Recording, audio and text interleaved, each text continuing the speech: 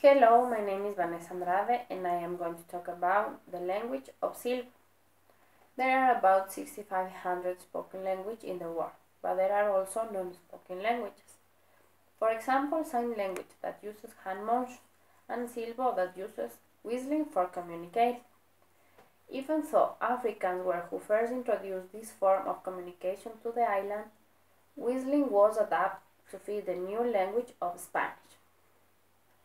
There has to be the fundamental knowledge of the Spanish language to be able to communicate in silbo in the Canarian Islands. Silbo derives from the verb word to whistle, which in Spanish is silbar.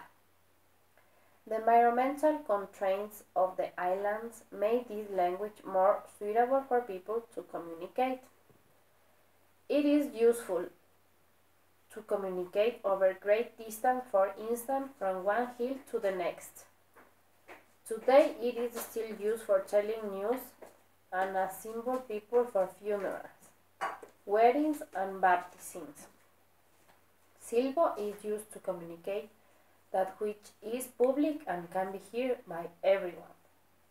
In 2009, the language of silbo was declared World Cultural Heritage by UNESCO, and it is taught at school of the island. Silbo is a compressed substitute language that reproduces the language of its users. It possesses the linguistic characteristic of the language it represents, so it could technically be applied to reproduce any language.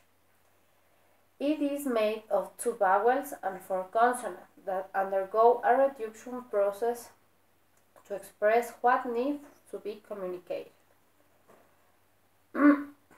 People who understand silbo process these sounds in the speech area of the brain. A personal example of using non-spoken language for communication would be when my father whistles to greet with me. I knew whistling was useful, but I had no idea it could be a complete language of its own. In conclusion, in my opinion, this language is very important, given that in those places technology coverage can be less than ideal, and it is more fitting to use whistles in everyday life. Whistling is also useful, but it can be a little loud in cities and more urban environments where we have people all around us. Not like the hills of the Canarian Islands, where the loudness of these whistles is necessary to travel great distance. So, thank you.